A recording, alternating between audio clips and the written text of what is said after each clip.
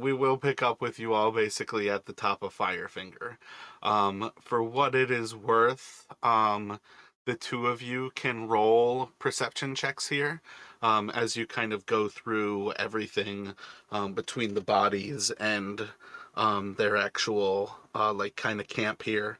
But inside of the actual camp, you all can see that they have like some kind of rotted chests, a bunch of different bedrolls, and basically like that the area where you all were going to was kind of already inhabited by these creatures. Um, yeah, so kind of like looking through this, I feel like that was part of where I was like, you all kind of like ran for the inside, and it was like that's their home. Like it's not like they're going to be too big to get in there and attack you guys inside of their home. Um, so you guys can go through here and find. Let me have each of you roll a D100 actually. So let's see. Going through the different chests, you all will find what pretty quickly is apparently the tiger mask of Azaka, and it is just a cloth wrapped wooden mask in one of the chests. Um, going to end up finding a single magical or a piece of parchment. Um, Rin would be able to spot that it's a spell, and Darren would actually be able to identify this spell as a commune with nature spell. Um, you all will be able to find approximately like 1,700 copper pieces and about 600 silver pieces.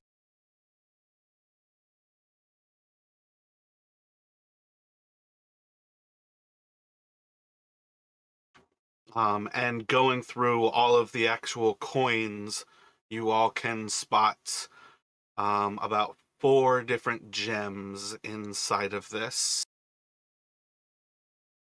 And I'm about to drop their pictures inside of Discord here.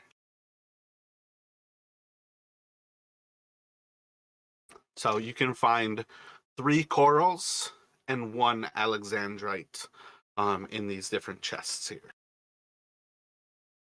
And then if you all create one custom, just name them at 45 gold a piece.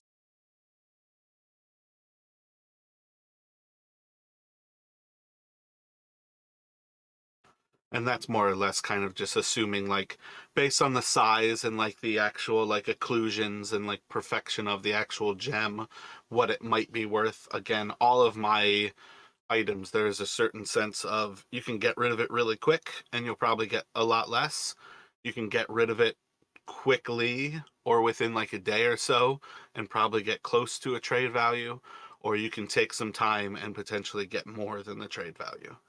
But that's more or less just like a records keeping until you guys know, like effectively somebody being a jeweler. Um, it's hard to like really tell you to record something without actually telling you a value.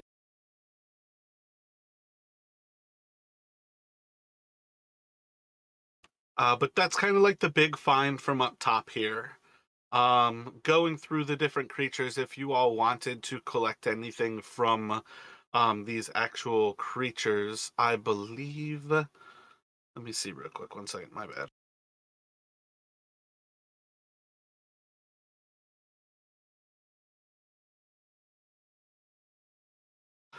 One of the weird things that I should kind of point out about some of these, like when you are fighting large creatures, is technically like these javelins that they throw deal 2d6 damage.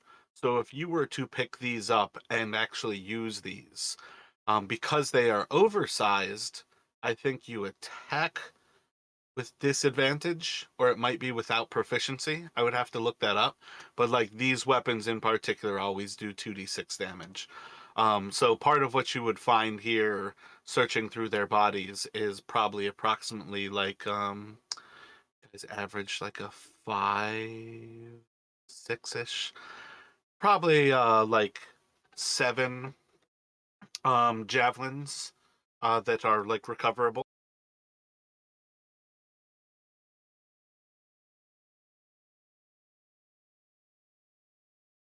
Yeah. So yeah, I think Jarek would see if maybe that's if that's I don't know how comfortable the Arakakra was with the short sword, but he would kind of offer, you know, give the Arakakra first kind of pick of any of the weapons if that's anything they would use. I'm trying to like pantomime it, I guess. Um, I think on some level he would perhaps be. And see, this is kind of a weird thing. I would say how I've thought about them in the past. I would often say like the javelin from the Terrafolk, like one of you all could use as just a normal spear. Um, but technically speaking, because they are a large creature, you can actually use that 2d6 profile. Um, but effectively, like the way the Aarakocra would use it, it would be a lot like what they would normally use. Tends to be something closer to a. Oh man, I can't even think of it right now. It's like a spear with a hook at the end, like the guard of like the Vatican. I feel like it's the Swedish guard actually use it. so like a Or the halberd Swiss type guard. thing. Yeah, yeah, halberd. There we go. He kind of uses it a little bit more like a halberd, and that's a little bit more what they are accustomed to. And that's where like I kind of feel like there's a gray area in how I see things. Like you could use it as the larger weapon for that profile if you wanted to, but you could also use it as a spear. Um, but effectively, you guys have access to what did I say, like 7 of those, and he would definitely take one of them. It would be far more comfortable than perhaps going around with that sword. A little bit too close range with the sword.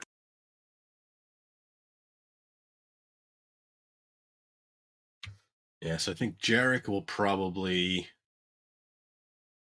I don't know. He probably doesn't need any more weapons. And probably actually at this point, like his normal like short sword and scimitar in his pack, rather than he's not really still carrying those around. Or I guess he still has those on his belt, but he's all. I feel like he's starting. I'm getting in danger of getting him to where it's like he's carrying like 18 weapons on him and not nowhere to actually put them all. So Yeah, and that's kind of what I meant to do is eventually put you all to that decision point of like what do you actually want to carry regularly, because there's a big difference between what you carry and what you tend to kind of like stash in some bushes before you actually go into a battle.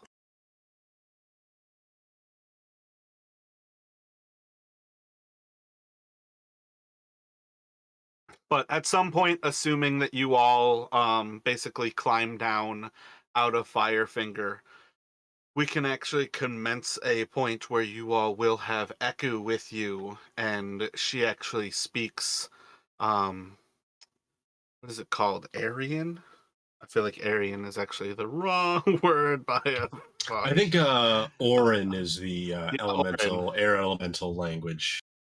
Yeah, they And I think speak actually Orin, and Aarakocra is their specific language. right, yeah. It's like Aquin, Orin, Terran, and Ignin, I think, are like the four primordial languages or whatever. So at some point, when you actually are basically rejoined with Eku, we can kind of commence the conversation forward a little bit, where um, this person will like officially thank you all. They will share their name with you, that it is Nephyr. Um, and I would say that's kind of one of those things that sounds far more basically kind of like the actual wind blowing and almost like the voices on the wind as they're kind of having this conversation. But Eku will basically share with you that this is Nephyr, and that this is a monk of Kir Sabal. Ooh, And what is Kir Sabal? Kir Sabal is their actual monastery. And he is going to kind of invite you all to visit them at some point. And it is probably about, what is that, like 120 miles kind of southeast of where you all are. And he basically will describe following the river Orlung, which is basically the river that runs past Mesru, and following that to the south, where you will find kind of the Snee wastes. I feel like that's probably the sea wastes, and it's probably more of a reference to Rosni. But let's kind of label it. I think about there. I might be wrong and it might be closer to there. It's hard to see. I'll have an exact position like once we kind of go forward, like next week's map will actually be an updated version of this basically, where I will have that marked for you. I feel like it might be the southern of those. Um, no, my bad. Looking at it again, it is the northern of this one, where he will basically like show you all. This is Kir Sabal. It is effectively their monastery that he is inviting you to. When Tyrion asks, "What is it?" Um, I think you'll have like a little bit of kind of a translation moment with Eku before she kind of takes a few moments and kind of like looking for the words. It is basically a cliffside. And they basically describe Kir Sabal as kind of being this posture right alongside this cliff that overlooks the sea wastes. And how did you come to be captured by the Terrafolk? Were you traveling alone? With a little bit of kind of like the head kind of dropped low, he's going to share that his party was actually ambushed by the Terrafolk, and he was taken captive with one other, who was eventually taken away from where he was being held, and as far as Nephyr would know, was basically killed. As far as things go, it was pretty clear that the Terrafolk would eat other humanoids. Um, that was kind of what it was getting at with all of those bones that are left around. Um, Nephyr is pretty sure that his friend, his entire party, was consumed by the Terrafolk.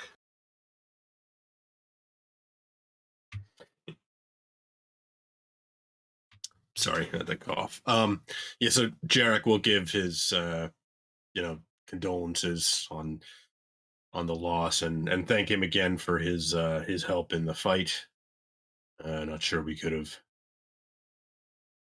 not sure we would have won without your aid. So yeah, I consider us even.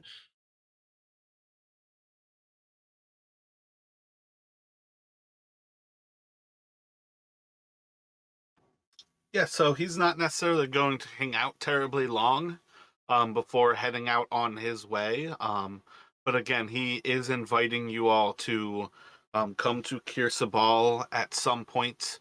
Effectively, it's kind of like at your convenience. Come visit us. And in particular, he will be inviting you all to experience, um, to petition Ashara to perform the Dance of the Seven Winds for you. And he'll kind of share that in part this is a magical ritual that imparts flight.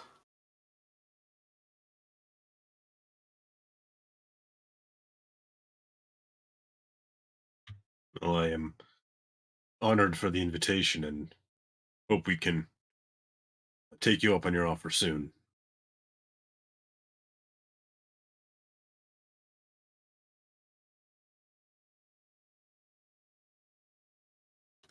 But I think if you don't have any other like immediate questions, that is where he would kind of actually go on his way to try to fly during the night, and make his way back to Kir Sabal. Yeah, Jarek. I don't think he has any more questions, but um,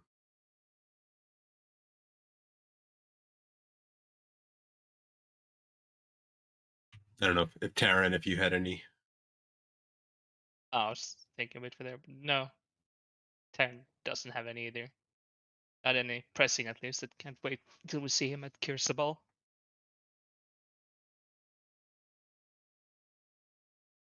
I imagine Island would be excited about having a chance to see this ritual, being an archaeologist. So hopefully he'll actually be around if we go there.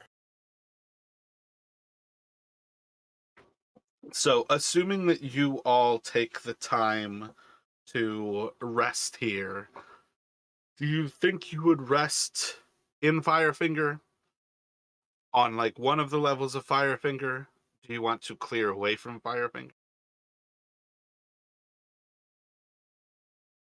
I think we could, or Jarek would probably suggest if we can find a spot, within on one of the levels that is, where we can keep an eye on openings to kind of avoid being surprised. Then it might make sense to try and get some rest here before heading out into the jungle again. So overall, without like putting too much stuff to a roll, that's kind of what I meant. I want to make it a little more casual.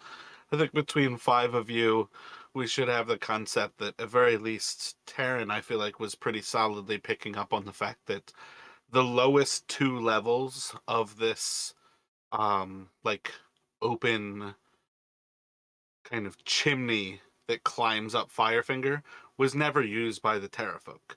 They flew to the highest levels, and specifically the one right below it to the third level. They seem to think you all could potentially pick up. They seem to have some of their more like aged Terrafolk on that lowest level where they had Nephyr imprisoned. But effectively, like having fought off the spiders and the sturges, you all would have a pretty solid awareness that those lowest two levels could easily be yours, to hold, kind of at least for a night, if not, for a longer period of time, because the Terrafolk may never notice somebody who's, living in those levels.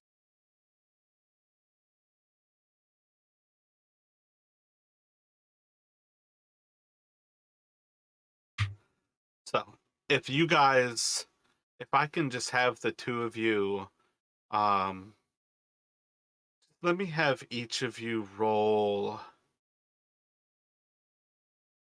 Do 4d12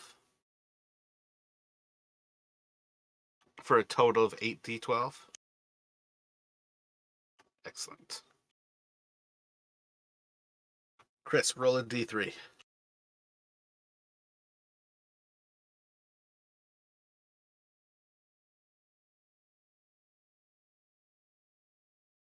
My bad. If you don't type it in, you can just roll a d6 and we'll divide by 2. If you type it in, it's just \r space 1d3. Excellent. As far as things go, like at some point during the night, whoever is on watch is going to get attacked by an assassin vine.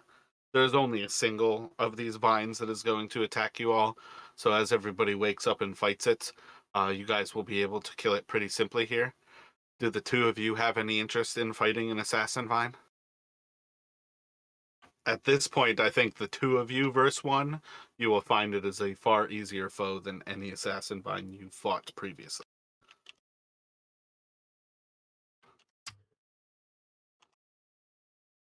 I mean, I'm okay with kind of just moving past that. Good answer. So for what it is worth, you guys can take a long rest here, and enjoy those benefits.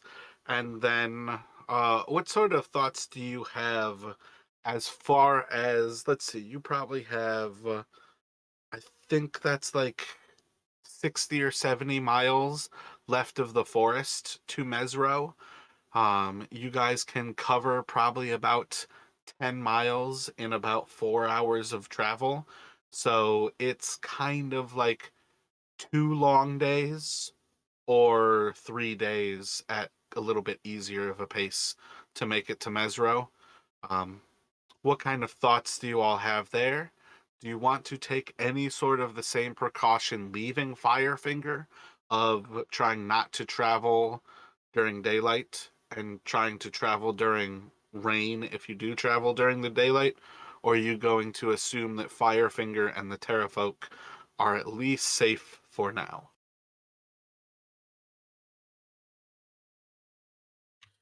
I would think maybe like we, at least for the first day, we maybe like try and keep an eye out, see if we, if it seems like the Terrafolk numbers have like dropped off, or if they're not really as much in the area, and still kind of for like the first day, maybe try and plan on doing what we had been doing, kind of traveling at night or waiting for, rain.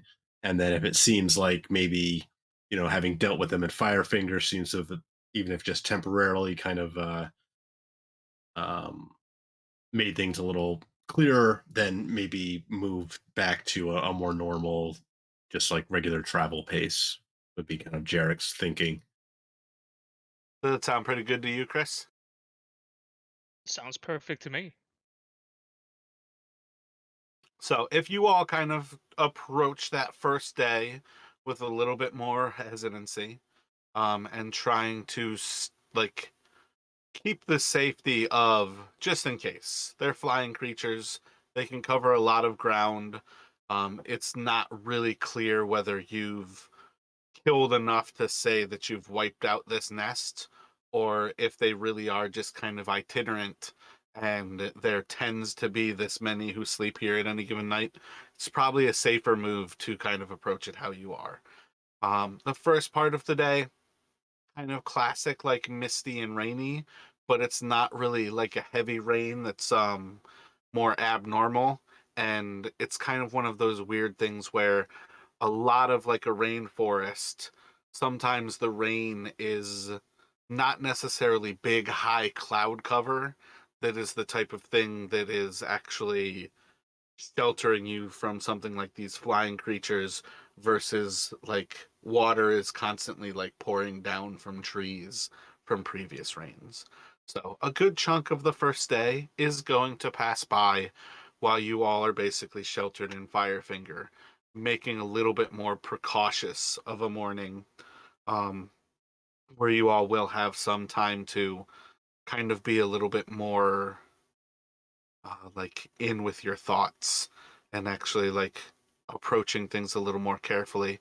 The latter part of the day is actually going to pick up with some pretty heavy rainfall, and it gives you that kind of like shade that you need to at least get away from Firefinger. So for this, let me have the two of you do survival. Um, and if you'd like, Chris, instead of rolling, you can simply give Jarek advantage. He actually has it, and Darren normally has it. So if that sounds good to you, Chris, you can give him advantage. You're a rogue, though. You're good at pretty much everything at this point. So if you want to roll, you can do that as well.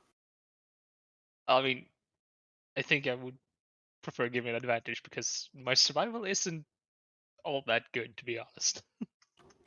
Gotcha. So if we can get a survival from you, Jarek, with advantage. Excellent. That's going to put you guys a solid distance away from Firefinger. In these next few hours of travel, you all make a point to travel during this heavy rain. Anytime like the rain is feeling like it's letting up, you do a good job of staying to a little more like heavy canopy overhead, and you put some solid initial miles between yourselves and Firefinger. Um, that would probably put you all at vaguely high sun, maybe a little bit past high sun. I feel like I had you all up until. Oh, I have it marked as 11 a.m. when you all picked that up.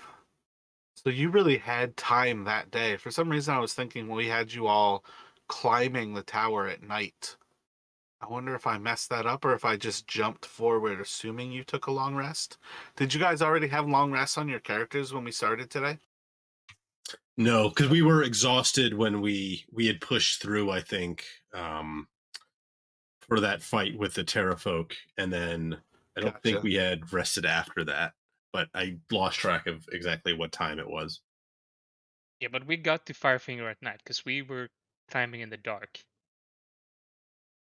I remember that because Yeah, we. so okay, I see what I did. I think I duplicated it before I put the new time on. My notes from last time, I have us going from Kithorn 16th at 11 a.m. to Kithorn 17th at 1 a.m. is when we finished.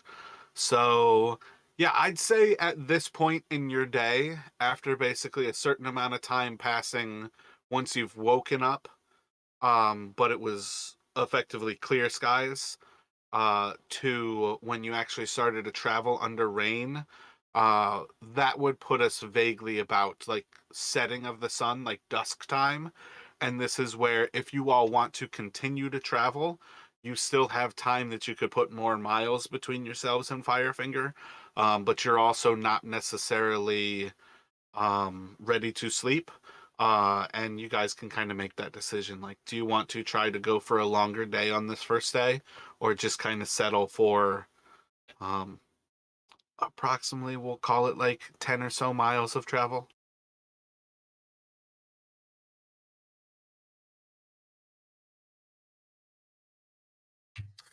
What do you think, Taryn?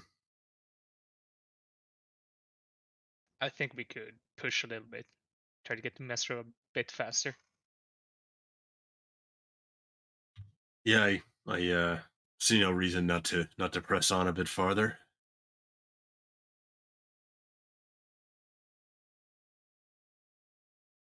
Gotcha. So do you want to do something for light, or do you want to kind of try to travel by you are effectively right after a full moon, so it is a waning moon, but it is still almost an entirely full moon overhead. You could basically travel without light and my bad, I had a cough. You can basically travel without light and go by the moon. You'd be in a little bit like clearer view of the skies above, but you wouldn't be adding light to the situation that like really puts you out there.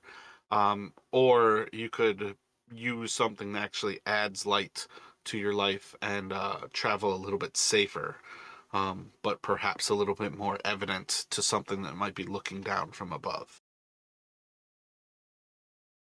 Well, we could do like we did in the tower, where we use Terran's rings, and he puts the sleeves over, so he makes like a makeshift flashlight, basically.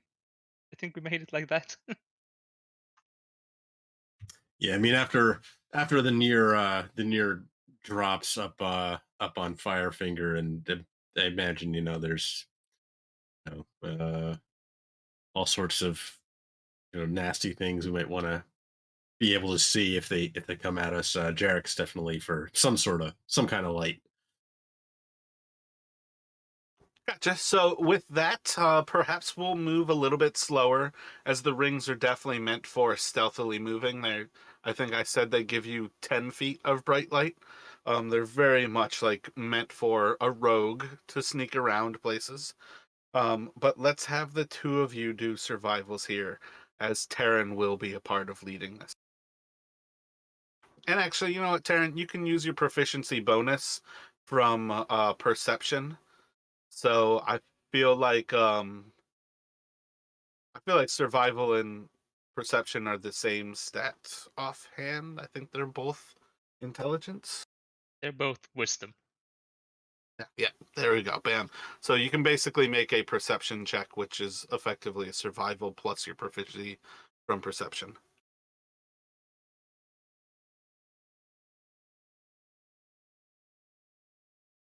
as Jarek trips and falls on a sharp stick. It's definitely something else to like walk in the darkness. Little things like the random times where you basically catch a view of his ring. Like the way that bright light kind of flashes your eyes makes it a little bit more difficult to spot things and ruins your night vision for a time.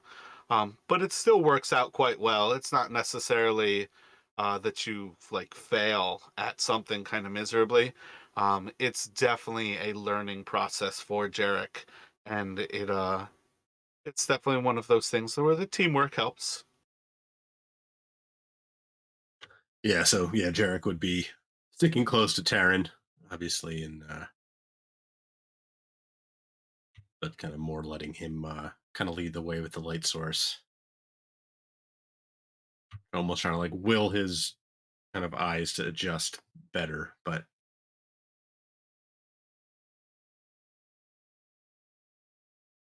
Let me have each of you roll a perception check for me here.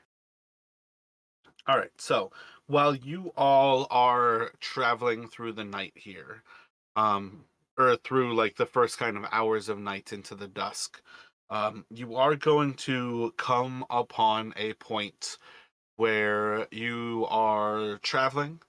You start to hear different things at different times that don't seem natural, and at some point you are going to come upon um I don't think it's going to be evident that it's a fresh kill because it is undead. But I think what you're going to probably notice about this is that some of the tracks around this creature seem to be fresher. And with an initial understanding, there's multiple humanoid creatures that seem to have been around this undead creature that is now like slain on the ground and seems to have very little flesh remaining, but there's still flesh on the bones. Um, what are your kind of initial thoughts as you kind of basically come on this point where there's a dead undead, interesting, a currently slain undead creature that seems to have had things recently around it, kneeled down in the mud around it, kind of on all sides of it. What are like your initial thoughts there?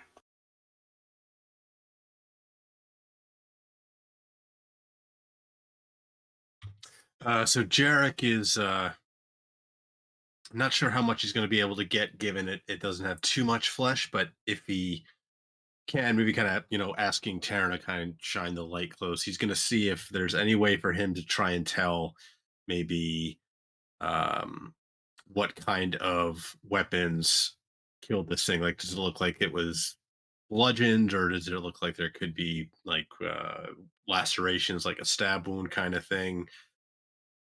The two of you can do an investigation here. Predominantly, you are going to see signs of piercing weapons. I think you will see some of the lacerations of what makes it perhaps spearheads.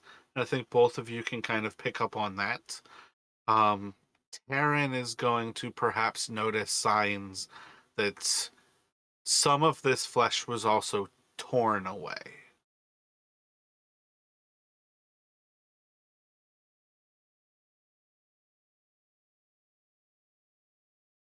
Then Taryn would be kind of curious about the tracks around, because we know he's seen the tracks of another adventuring party, so he's kind of curious if this is another adventuring party or if it's a scouting party from like what is it, the Flaming Fists or something like that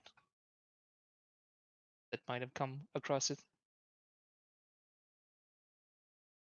Let me get an insight on this one. And for what it's worth, two of you playing tonight, do an insight for me as well, Jack.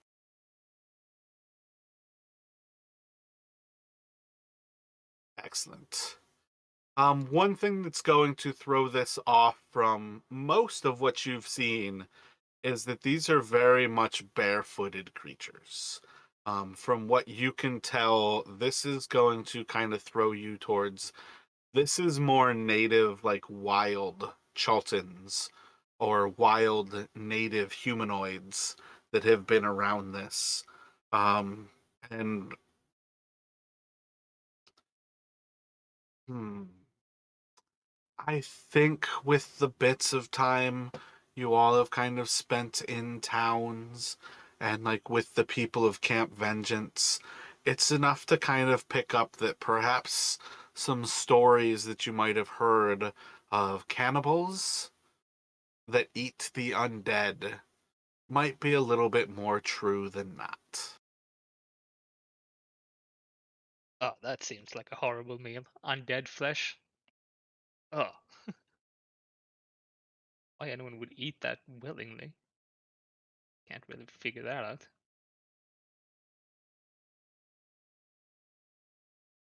Well, I suppose it's plentiful, at least.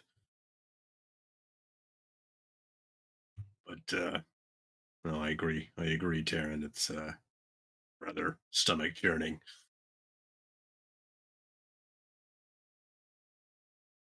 Let me have each of you roll a perception check here.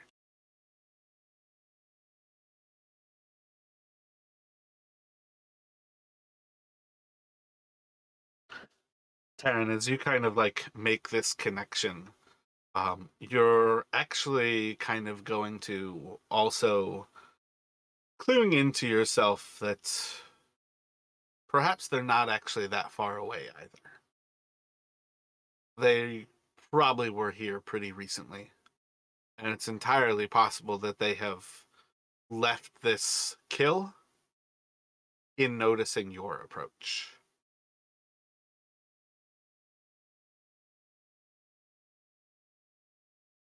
Yeah, maybe we don't want to stick around here in case the cannibals that aren't too far away might want to get away from this.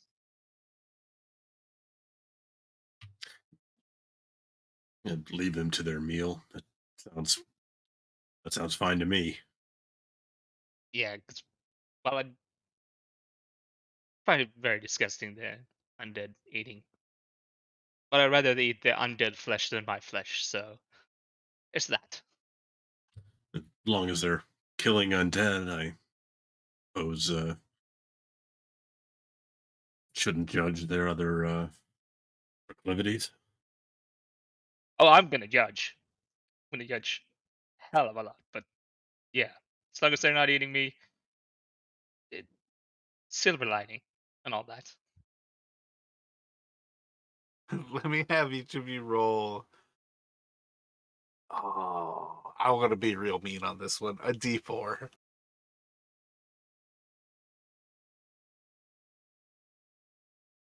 So as you go to kind of usher the party away, Taryn, and you kind of like lead back on towards the direction that you all expect Mesro to be in, when you go to kind of like turn and raise your ring in this kind of flashlight form to like push forward through this like thick jungle brush, you are going to flash over a face with a blue triangle painted across like the actual like the point up, so the eyes are kind of like outside of the triangle and the mouth is kind of towards the bottom of it, and you just see like these horrendous like spike pointed teeth inside of this. Not quite a smile, but not the time that you want to see a face. What are you gonna do, Taryn?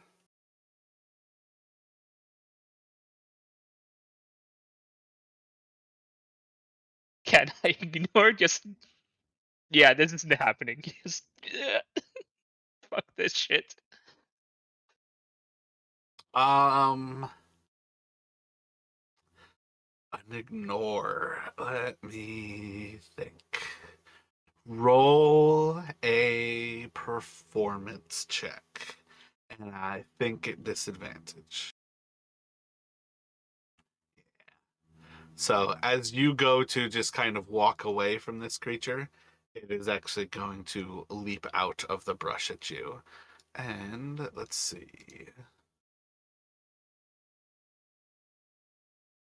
Do I have this all blacked out? Yes. Let's show you all. Let me have you all place yourselves just in. It's kind of like midway up on the west side of this map. All righty then. Let's see.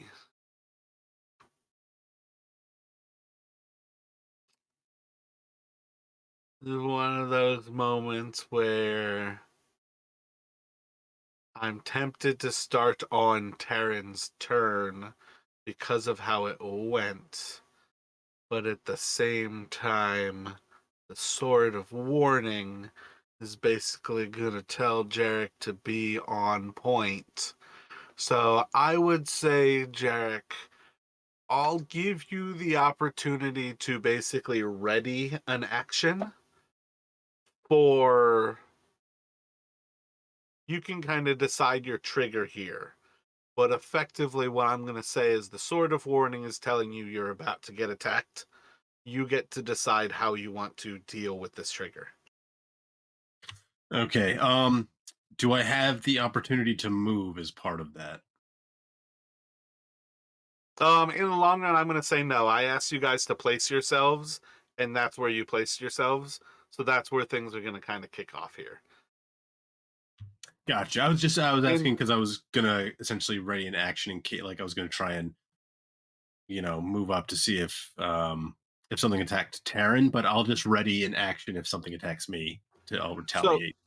you can move closer to Terran, but one thing that I do want to clarify, when I set up a board like this and I tell you all to place yourselves, part of what I'm saying is place yourself where you expect to be when this is kicking off. That's kind of how I expect you all to choose what you're doing.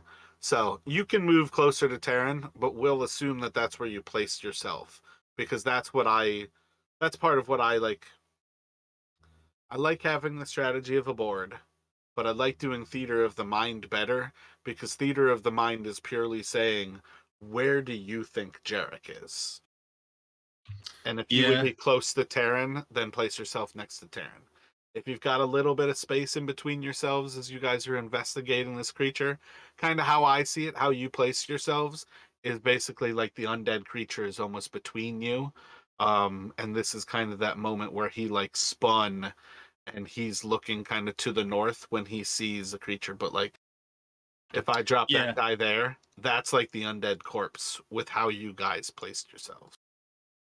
yeah. No, I think that makes sense because Jarek. I feel like Jarek would maybe be like lingering over it as Terran is starting to bring us around, and then he'd be kind of like looking up as the sword kind of utters its warning. So no, I'm good with the placement. So yeah, so I will just essentially hold an attack if for the first creature that attacks me.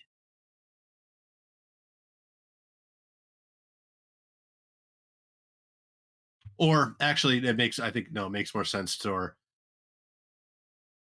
if a creature within that I can reach attacks Aaron, I will retaliate.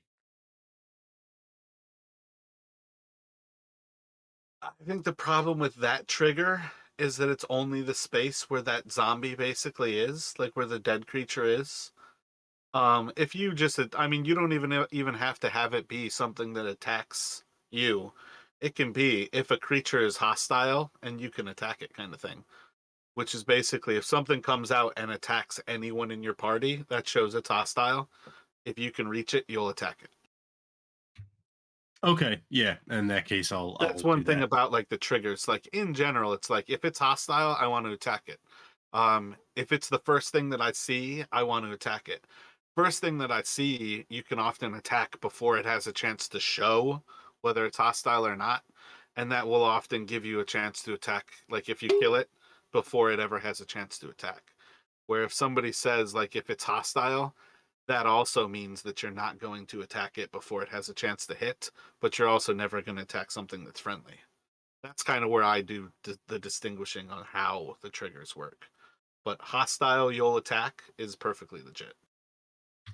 Yeah, I'll do that. Yeah, so I'll retaliate if So we're gonna have two creatures coming from the northwest. One is going to attack each of you. So with that, let me get the retaliation from Jarek here. As these two, um, effectively, from what you guys can tell at this point, they're pretty typical Choltons. See a little bit wildling, almost like they were almost druidic, in at least how they live. So 6 damage to this first. So the one that is attacking you, Jarek, with your retaliation, it will certainly bloody it. I think it's going to miss you with a 14. I think you're at 15 AC right now. Yep. And then one is going to attack at Terran as well. That one should hit with a 21, and it is going to deal 6 piercing damage to you as it stabs you with the spear that at this point you really don't want to think about where that spear tip most recently was, because you're probably getting an infection from it. But that will take us back around to Jarek with a normal turn. All right, so Jarek's gonna stab out again at the same guy.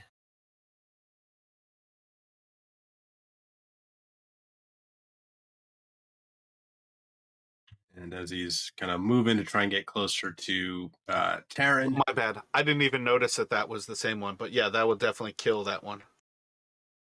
and drawing his like regular short sword as he goes, will stab into this one. Or wait, no, actually, he has a second attack with it, so he'll stab again with the broadsword. And That one will miss, just kind of like glancing off of. It's like a hide armor. It almost looks like it's wearing like the flesh of some victims. yeah, and he's gonna uh yeah, he's gonna like shout like back and stab out with his short sword.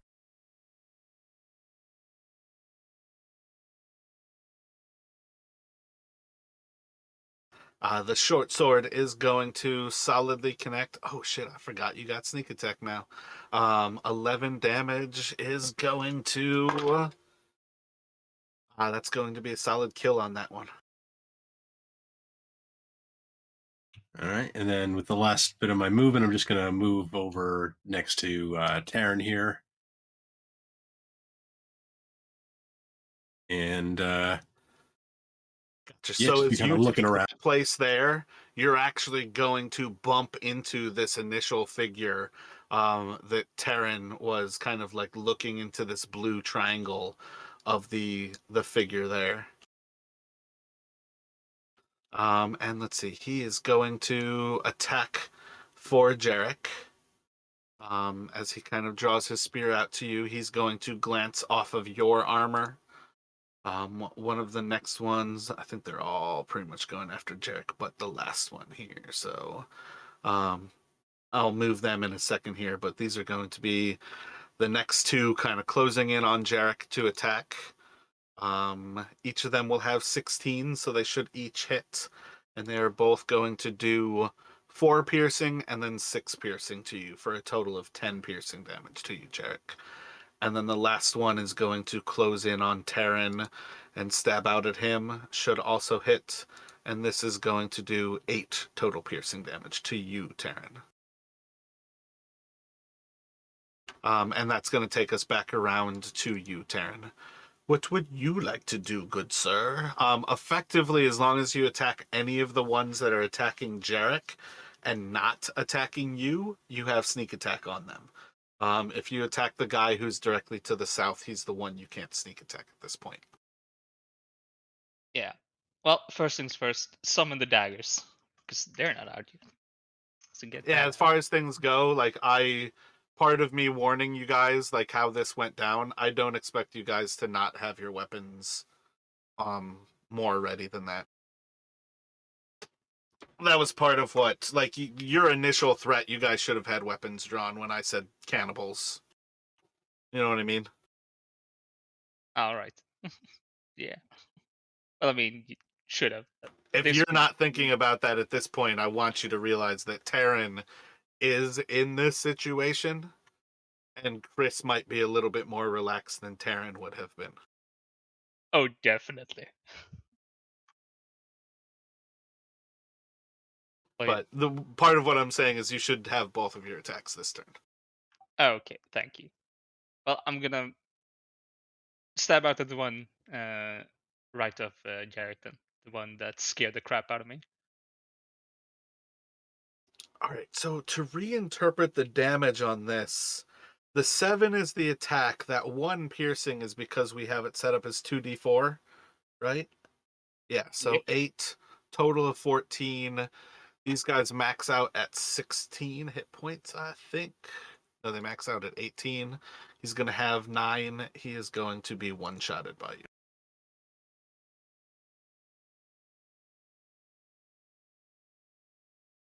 Then let's see, as I only have my bonus action, then I'm gonna go around and attack the one south of me. Excellent.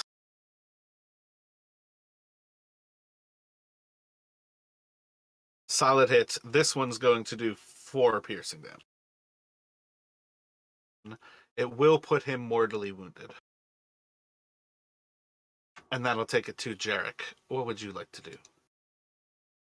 All right, so Jarek, seeing these come, more of them charging up, is going to, uttering a command word to the blade. The short sword is kind of like, as he's pulling it out of the one he just killed, is going to kind of transform into the kukri, and he's going to turn and slash at the other one on his other side, so directly to his left.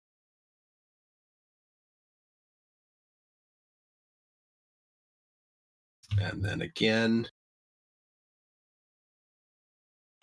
That will hit. And sneak attack damage?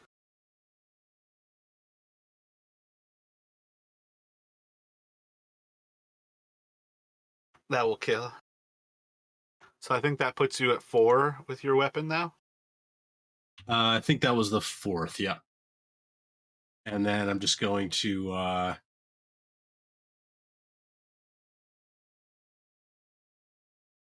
actually, I don't know, at those trees, is that kind of like blocking movement? Otherwise, I would try to kind of like move around to kind of again to the other side of Taryn, but otherwise I'm good.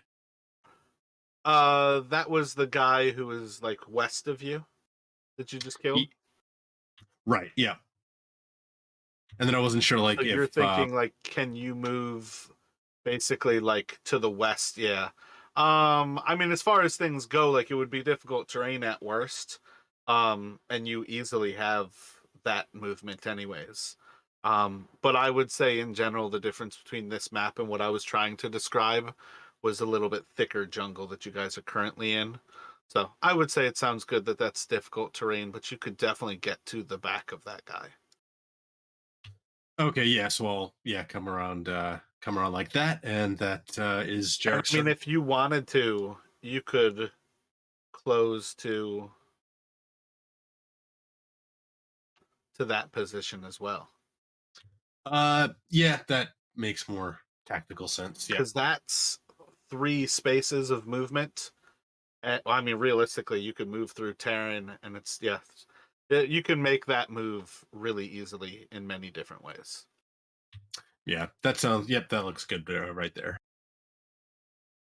So I think I just have 2 of them remaining right now.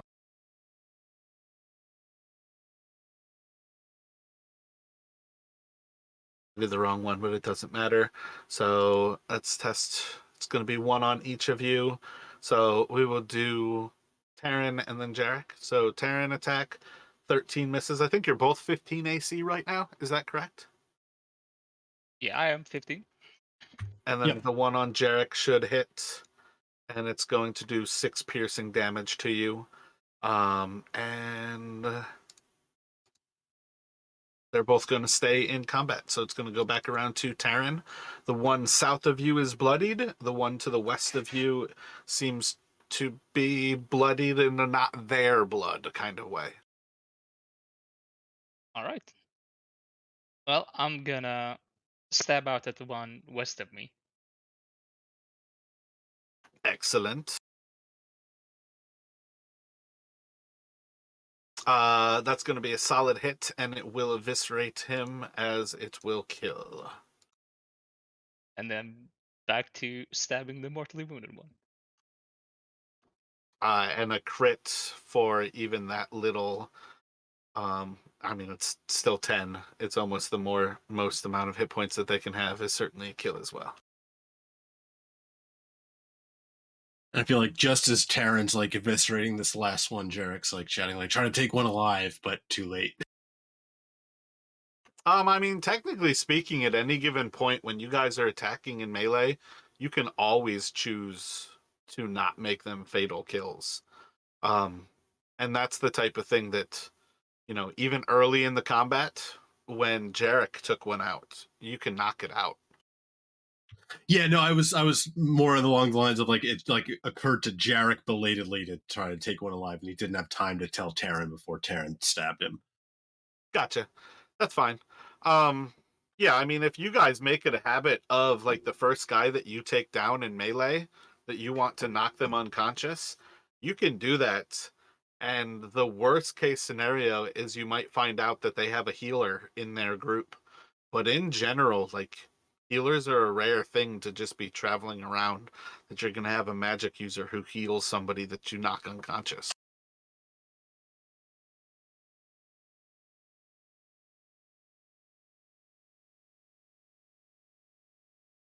So Jarek is like looking around, looking towards Terran, like see any more. Someone take a quick look around. Just, I don't see anything. I see dead things. Yeah, for what it's worth, I'd say you guys kind of see like the rest of the group kind of cleaning up like the same troubles, as effectively they're all kind of wiping their blades of the blood of these humanoid cannibals. And so Jarek's gonna take a little time to check himself in Terran's wounds, just trying to see like kind of it hit him as well, like given if these things are, maybe there's some nasty stuff on their weapons. So he's just trying to check to make sure like it's, you know, trying to clean the wounds if he can, kind of with the um if there's like something in the healer's kit he can try to use to kind of like For what it's worth, they just call these tribal warriors. I feel like when they label them cannibals, they should definitely have like an actual like edited part of them. If I were to actually plan these as an encounter instead of have it be random, I would probably do them with a poison function to their blades because of how nasty it is to imagine that they just fought and killed an undead and then you got stabbed with that same blade. But that's the same type of thing as like in medieval warfare, more people probably died from living through the battle with cuts that pierced their own clothing and basically going like septic from their own filth. yeah, you want to make them really scary, give him a bite attack with those filed teeth too. Yeah, yeah. I mean, I feel like they would be a little cooler twist to have something between like, oh, see, they had pack tactics. I kind of missed that on the tribal warrior. Makes them a little bit better, but doesn't really matter. Um, I feel like those would be cool to twist something in between ghoul and actually having them humanoid. Because the ghoul to me is the creature that feeds on flesh. And the ghouls like paralyze. That's the type of thing that I feel like it like hits like tetanus and some of those like it only takes a little cut on your flesh for your body to go into severe shock from all of the filth around you.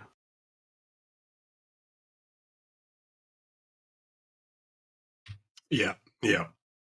Yeah, I don't know if you watched. I think it was the. I don't know if you've ever watched it, the Witcher, but I thought they did the ghouls really well on that. It was kind of the same idea, like one cut, and it was like that's it, you're done. It's been ages since I've watched The Witcher. I was actually kind of curious to see. I think they just did the second season to watch it again for that. But it was long before I actually got back into DMing. that I watched The Witcher, which kind of blows my mind because The Witcher is the thing that I have most people who want like sexual sessions. They want to play in the Witcher world, which like I kind of remember it being like HBO-y kind of like nudism kind of thing, but I didn't feel like the world was especially sexual for how many people like approach on that like fetish level of, I don't know. Very weird. Very weird. That might have been a big tangent. Yeah, I mean, if they're thinking of the, I haven't played. I only played the first because they made video games of it too, and I only played the first one. I haven't played the other two, but like the first one was definitely big into that. It was like a whole, almost like a whole like mini side game of where like trying to like sleep with everybody. So, um, Oh, see, I've not played the video games, so that would make sense that they all want the actual side game of I would like to sleep my way to the top. But even then, yeah, the like Witcher world. Sorry, you can go first. no, I was just gonna say, like in the first game, like you actually got like it was like almost like collectible cards that you got if you like slept with a certain like person, and it was really weird. They got rid of that part in the I think in the later games, but it didn't game didn't really age well. But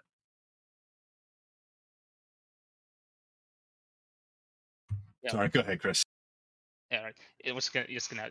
And the thing about the Witch world that I don't know why you want to sleep with the creatures in that world because sure there are some like the succubi and things like that. They're sexual, I guess, but still, most of the creatures which will sleep with you, like in the later games, their real form is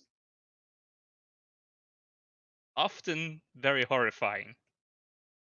Like hags trying to look beautiful for a time, or other creatures that take another form. Just feels like that isn't the world you want to sleep around in. That was my favorite part about. Oh man, she was like a fire sorcerer in Game of Thrones. Somebody like finally slept with her, and like she's really like many, many hundreds of years old. So like the beautiful woman that she looks like is just an illusion.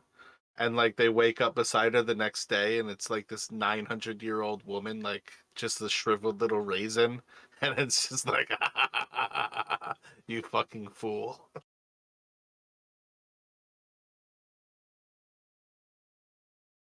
But yeah, I definitely always wonder about like some of those. Like, I feel like they sell a TV show on the fact that they're just gonna have naked people on it, rather than the fact that it's like a badass story.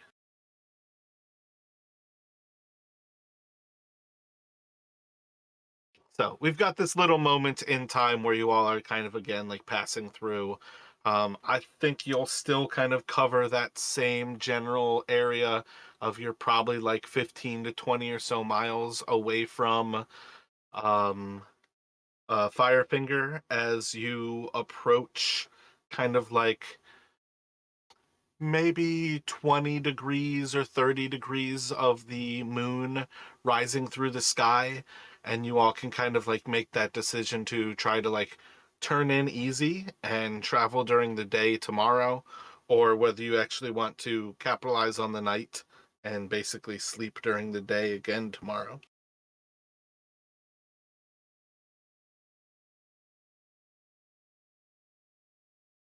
And I think at that point you'd probably have Eku at least able to share a little bit with you that if we pushed on further through the night, if we push into the evening here, we could arrive on the outskirts of Mesro with the evening of tomorrow, and then awake early for the day after, and have the entire day in the ruins.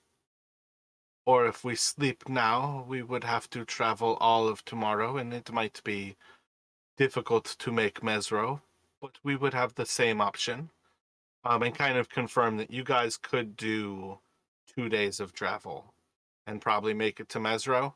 And there might be a little bit of planning, like, do you want to travel during the day, travel during the night? Do you want to cover more ground now when you have an opportunity, or try your luck at it tomorrow? Or do you want to travel in the morning on that third day and make Mesro, like around noon? Well, Jarek's thinking like if these things aren't all that particular about what they eat, maybe we just kind of leave their fellow tribesmen bodies here and try and push on and put a little distance and let them if any more come along, they can just snack on their fallen comrades.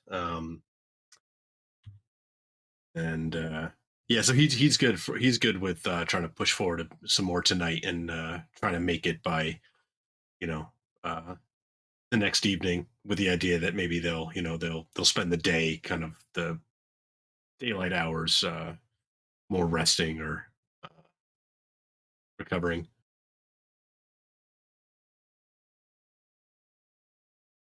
If that sounds good to Taryn, let me have the two of you do a survival check again. Oh yeah, crushing it.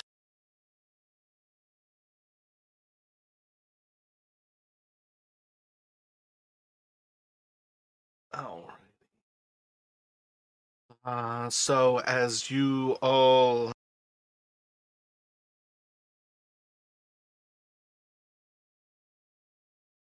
my bad, had to cough.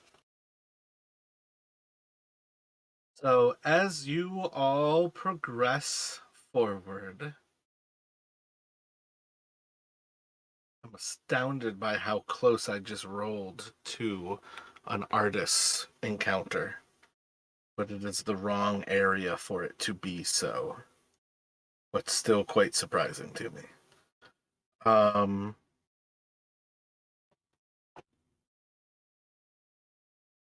yeah, I think let me have you guys roll a D100 for me.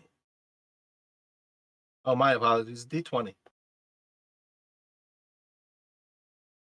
Excellent. So from Jarek, um, you are going to find a tent, like a two-person tent, and four packs just in the middle of the forest as you all are traveling.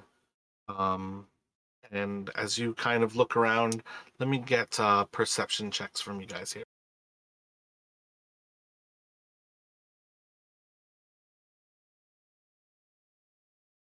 Crushing it. You don't see any actual signs of anybody traveling in this area. Could have been washed away from the rain, could have been this or that. But when you kind of come up on this tent, it's your own tracks lead into it. And there's just like a tent in this tiny little clearing. And what did I say? Four packs? I think I said four packs. Oh, my bad. It's actually a D4, so I skipped a step here. And I roll a 4, so it is indeed four packs.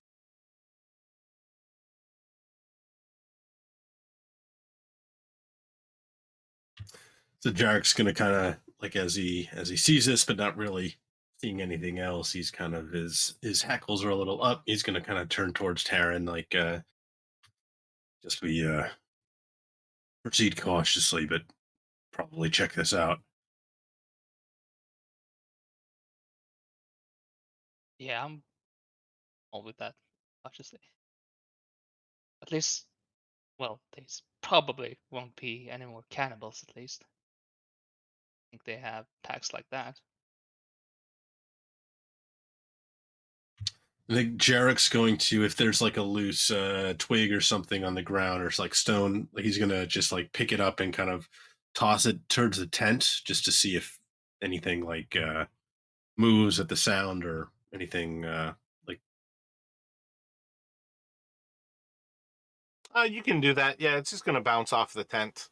My bad. I was definitely treating it more like kind of like an A tent where it's just like framed over like a top line, and you can kind of see inside that there's nothing inside, and there's like four packs in there.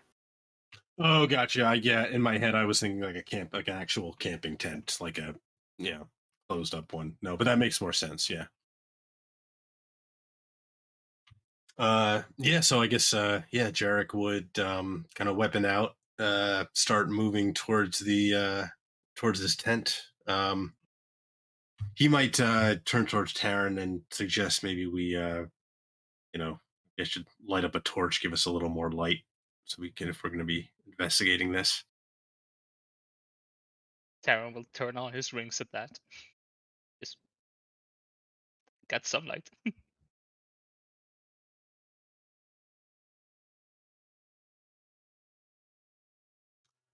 So wait, what are you trying to do here? I mean, I technically feel like Taryn already had the light going. I mean, I would While have you guys were to traveling, run. that was part of why I had you doing the survival with him. Is that you're the light for Jarek to be able to see. Oh, gotcha. Okay. You know, never mind then.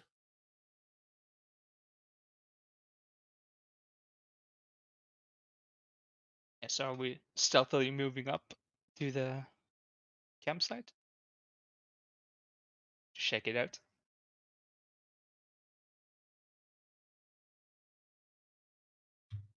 Yeah, that sounds good to Jarek.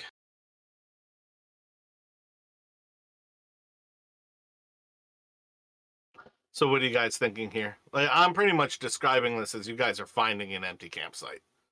There's not really trying to be anything kind of hidden about this. So you can like slowly move forward. You're going to see inside of this tent that there's nothing there. What else are you thinking? Like, do you just want to walk on? Do you want to take anything from the packs? The last time you guys found a cache, you like marked a treasure chest on the map and ran away from it.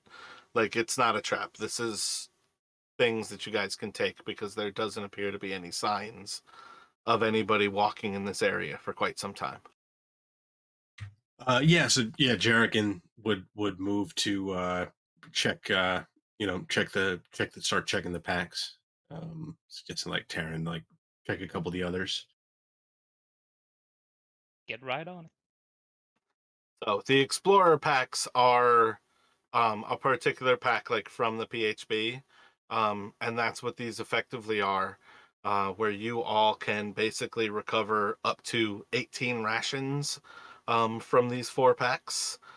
They each have a bedroll. They are each a backpack. I would say probably go with roughly the same idea on there's like 18 total torches. You can grab a mess kit from each of them. You can grab a tinderbox from each of them, a water skin from each of them, and each one has 50 feet of hempen rope.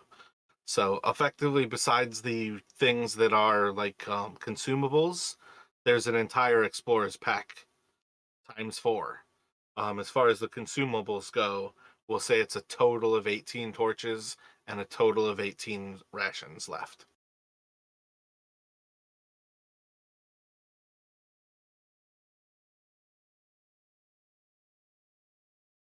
Well, this is a lucky find. Yeah, the Russians will, well, will come handy, but kind of spoiled with. Oh, god damn it, names. Eku. Yeah, thank you. She's just been with us since the start, basically. Still can't remember the name, apparently. God damn. Doing everything I can to phase her out, even though she's still in the background making it all happen. Yeah, I try to avoid like trying to like go to her for problem solving because you know that's kind of you know not what she's intended for. Well, it's the weird part about when you choose her, you have a problem solver, but you don't necessarily know it until you make that choice. But that's part of the weird thing about where she sits. I don't want her to rob you guys of fun simply because you want to ask her all of the questions. And I think that kind of falls back to the idea of what we were saying with Larry.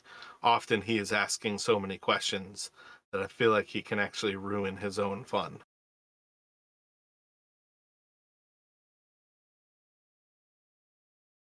So yeah, I mean, you guys also have collected rations from creatures that you've killed.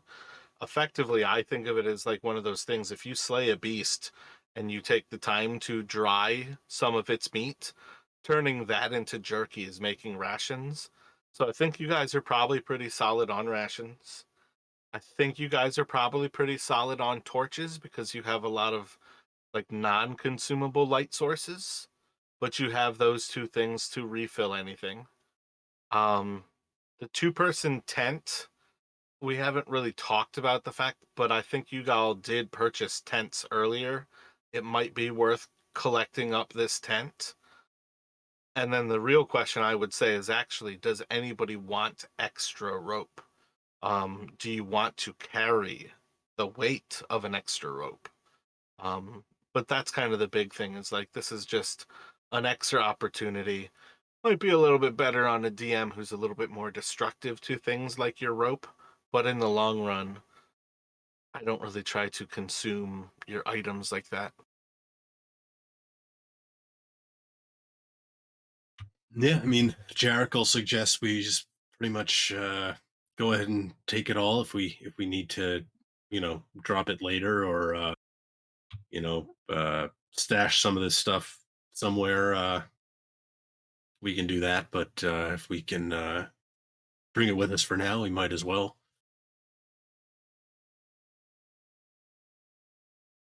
Let's split it out amongst them the party.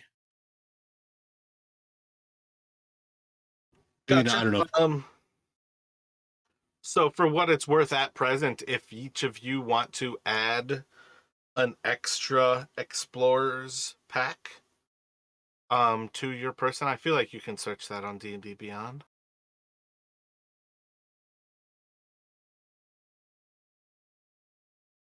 You can.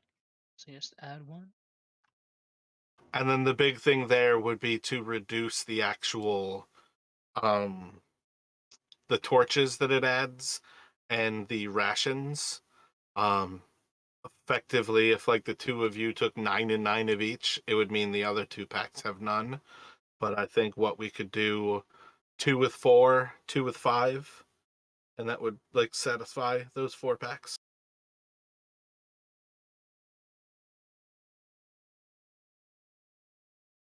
Yeah, so I just took 5 and 5 rations and torches with mine.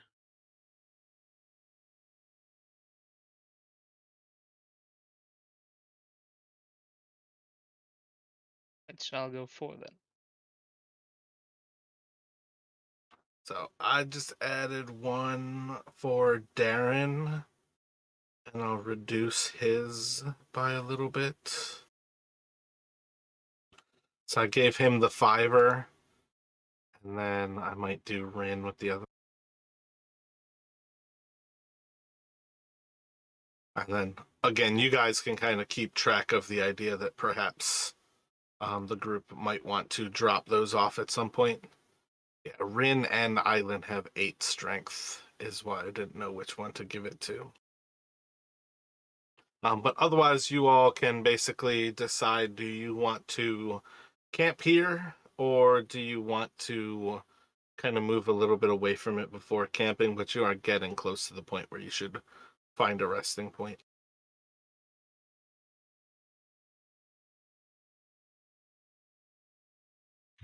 Yeah, I mean, we didn't see if we didn't see any kind of like tracks nearby. Maybe we might as well just go ahead and camp here. Yeah, sure. Gotcha. Let me have each of you roll 4d20. Gotcha. So, um, effectively, like through the different watches of the night, there's not going to be anything that kind of goes down. It seems to be a calm and peaceful evening, and everybody can wake up that next morning. The two of you can enjoy a night's rest. Rin has 120 doses of insect repellent on her.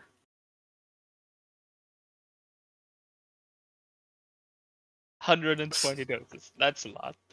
She has 6 times 20. That's like what I gave you all from Syndra for the entire party. Don't know if that is on purpose or on accident. But bam, I got her set with the other 4 rations. So you guys have those 4 explorer pack. Did one of you, did Jarek add the 2-person tent? Not yet, but I'll add that now. I feel like Island had the other one added from when you 3 originally left the party. Or maybe those were on the party loot list. I feel like we did something weird about those before. I think we did it on the party loot list because we were basically putting them in the canoes as we were traveling. Gotcha. Yeah, that sounded a little bit like it made more sense before. And with that, Jarek's he's getting close to being encumbered here. I Well, think that's also one of those things too, where that's part of why I say, rations aren't necessarily useful to you all, and you know that you can hunt beasts to make more rations, and you have Eku to make food. So food can be one of the first things that you all stop carrying. And then that's also where carrying torches might not seem like a lot, but they build up pretty quickly. What are they? They're basically a pound a piece. So if you're carrying a shitload of torches, those are a quick thing to drop off as well. Um, and then also that's a distinguisher between carrying a backpack and throwing it down when you're actually going to do something adventurous are 2 different things. Um, essentially, once you guys know something's a threat, you're probably dropping your backpacks where you are, and that's kind of that same point where you're also probably drawing weapons. yeah, and Jarek's also thinking maybe we we find some place we can stash this where we know we can find it again. That's an idea too. Yeah, the party loot list really needs to be handled in this idea that they're 3 canoes. I know you guys have already sold those, but there's supposed to be 2 barrels, 4 tents, and 2 ladders. That's the type of thing where you all have to figure out how to carry all of that stuff. I didn't realize there was supposed to be 2 ladders still with this group. I don't think those are with you all. I feel like the barrels even kind of got left behind where a lot of food might be getting wasted when Eku summons her little thing. Yeah, I almost feel like the ladders, because I know we use them at the temple, and then I think we were but I feel like that'd be something we'd almost leave at the camp when we got there again. It's if you need it here, use them. But I don't feel like we would have had any reason to be lugging them through the jungle now on foot this whole time, or how we would even do that if we wanted to. Exactly. And I thought that was part of the cool thing of when you guys needed ladders, we used time as the resource to make ladders.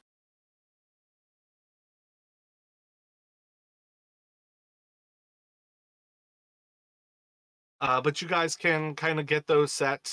As far as things go, you guys got a little taste of some random encounter here. Let me have you guys roll another set, and we'll see if something happens that might bring Artie.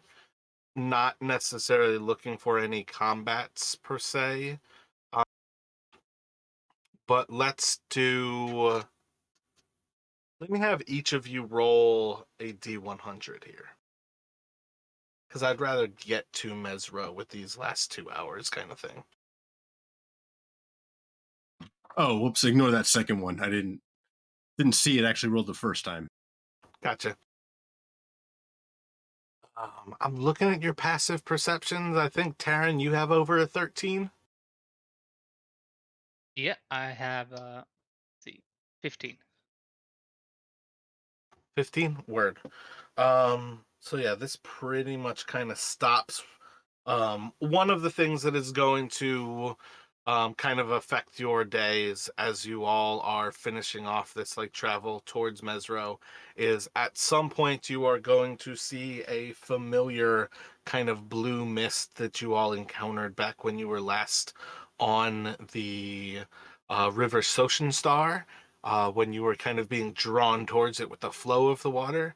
This time you all are actually walking through the jungle as Terran spots this blue mist, and you all have the ability to kind of very much stay out of the way of it.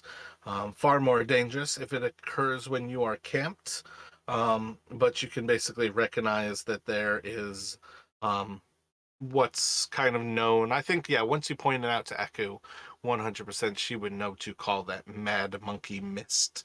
And it can drive people mad who inhale it, but you are able to kind of stay out of the way of that one. Um, and then I think the other idea was, um, what was it? I think it was like something stupid. It's just like another random encounter. But for what it's worth, I think moving on, yeah, another set of assassin vines. I think even now, if you guys got 3 assassin vines with this party, it's not nearly as much of the threat as it was when you were like level 3 and encountered them. Um, So you have like another encounter with these assassin vines as you're traveling through, but I think that will give us enough or a perfect time for you all to effectively weather another night and have a full day where you will have like a very short travel before you arrive in Mesro. The actual ruins of Mesro are viewable from like kind of the edge of the jungle itself, where you will see this is a massive map, and I am about to reveal the little bit of like the northwestern quadrant. Um,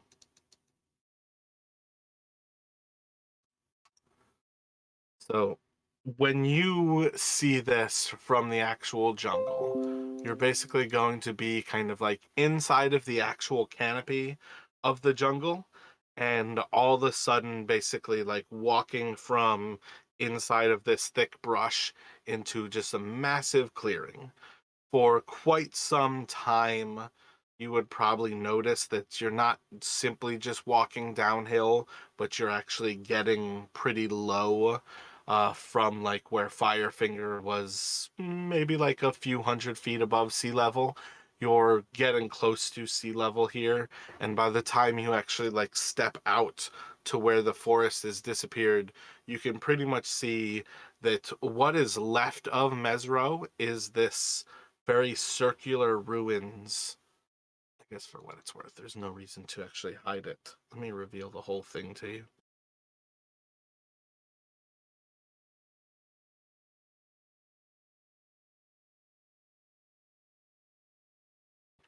It's very large circular ruins, of this ancient civilization, and the old thoroughfares are now much more like canals, as the water around it has started to kind of consume Mesro, beneath it.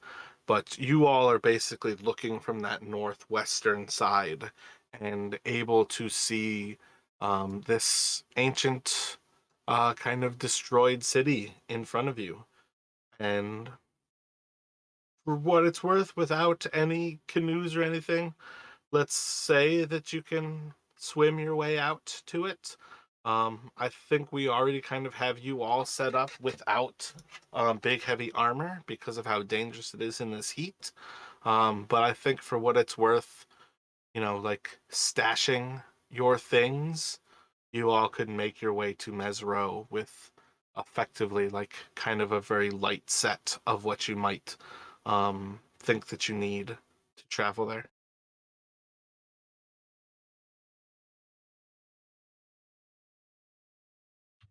Yeah, Jarek would leave most of the bulkier stuff um, back behind him before, such definitely before if they're going to be swimming over. He doesn't want to be carrying too much. aside from his weapons, probably a bit of food, a couple torches, things like that. But most of it he'd be probably leaving behind to let you know someone keep a watch over if you know. Yeah, same with Terran. Basically, as yeah, basically as his weapon and his no torches though, thanks to his rings. But he's gonna pick a rope with him just in case.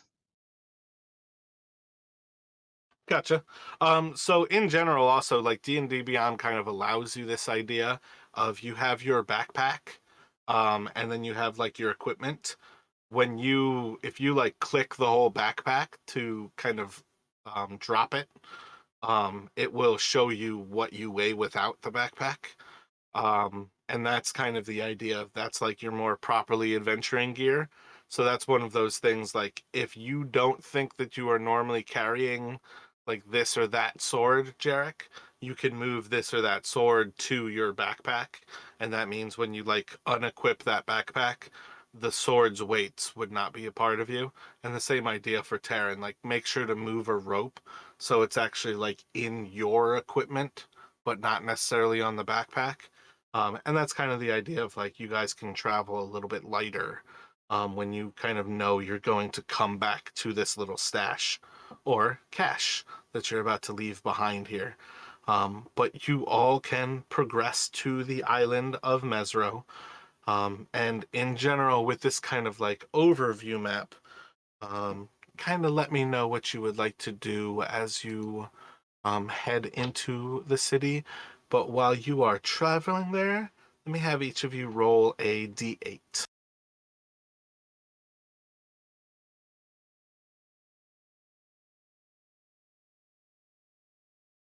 Excellent. So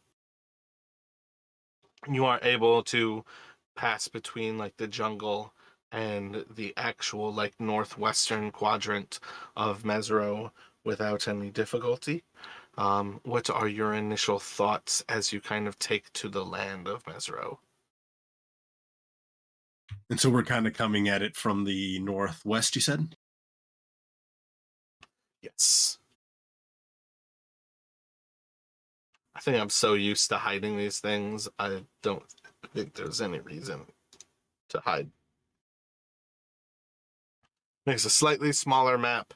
This should be in the actual 5 square foot scale. Do we see any amongst the ruins anything that looks like it's in slightly more slightly better shape or still standing?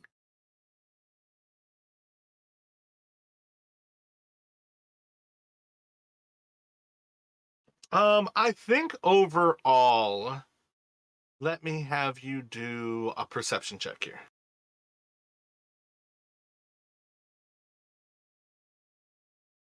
So I think looking around, you're going to see that there are certainly areas that seem to be perhaps more of an actual standing structure. Um, but the obviousness that this is like a destroyed area is very clear. Most of these buildings have been leveled to where there is no longer a roof. A few of them still have structures. I feel like all of those little like they look like almost like wizard tower kind of things, they still seem to have like their roofs on them. I kind of like that vague idea that there are a few things that still remain like that, but in general, this place is pretty much leveled to the ground. Some of them have very low walls remaining. Um, that whole stadium, I think, would be pretty clearly an actual stadium, and it has most of its walls remaining. The actual outside wall of this structure is pretty clearly there and mostly intact. But in general, there's still also plenty of signs that this place is more destroyed than not. Did you have any thoughts beyond that? My bad. Sorry, I was actually just looking back through my notes to see what we'd actually know about Mesra. Big part of Um, the weird thing about this. Go yeah, I mean, I think, I mean, all I have, all kind of like, so we'd heard that this is where artist Kimber's wife had been when Mesra was quote unquote destroyed. That it was being attacked by Ratsney. Um, but I think other than that, I'm not sure we have any real specific information. So Jarek's almost thinking like kind of pick one of the you know relatively more intact structures and kind of just almost at random and kind of just like see is there anything here. Yeah, so that's kind of why I was saying, like, I feel like Mesro is kind of anticlimactic. I don't know why you guys in particular were thinking you were coming here. I feel like part of it was you were hoping to find yourselves with artist Kimber again. Um, but like weird thing about this place is the longer you search, the more signs you are going to find that it has been destroyed for some ages. It kind of throws back to this idea that at some time during the spell plague, it fell and was destroyed. That was vaguely when Rosny was still um shit, it's when you encircle a keep sieging. When Rosny was like besieging the city of Mesro, and they were effectively holding back his army of the undead. And when the spell plague hit, Rosny lost control of his undead. So you all can kind of connect some of these dots of the myth that you've heard about the undead here with the fact that Mesro seems destroyed. But like that's kind of all you're really finding is like you're hearing the same stories that you've kind of heard like in drunken like bar conversations. Basically you're seeing signs that almost like confirm them, and yeah, Mesro's destroyed. um Let me have you guys roll another d8.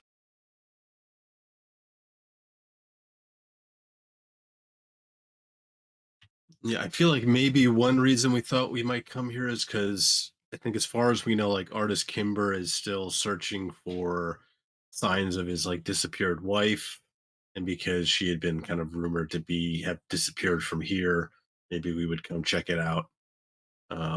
But other than that, yeah, I'm not really sure. I don't think there's anything specific we were coming here to look for. I think we just kind of like latched onto it as a destination, and Well, I think that's part of the weird thing of it is it's an artist Kimber thing. It's like he knows his wife was here when Mesro was destroyed. So, like, I don't know. It's one of those. It's a very weird thing where I feel like sometimes this place becomes like aggrandized, and again, it's why I was saying it's like anticlimactic. Um, when you guys go into one of these towers, you're going to find signs of recent activity here. You can see signs of like treasure chests like opened and kind of thrown about, but there's nothing inside of this tower. Anything that might have been like an artifact of any like value seems to have been taken. The chests themselves seem to be like busted apart, so like their gold latches have been taken, and it's just like the rotted wood that's kind of like left behind. And tower after tower, area after area, you're finding like these same signs. But eventually, I think you'll spot, um, let's say, like an actual, like emblem or like a coin of Baldur's Gate, but eventually you're going to find some sign that tells you exactly who did this, and it's not going to be a surprise because they're the people who have claimed Chalt, and they're the people who have claimed to have found Mesro. This place has been looted by the Flaming Fists. Yeah, so Ferrex, like, guess it probably shouldn't be surprising. This place has been sitting here for long enough. Not sure what we expected to find, but Yeah, I think you all would know, like in general, at very least with like Rin around, the spell plague for anybody with any magical understanding is approximately 150 years ago.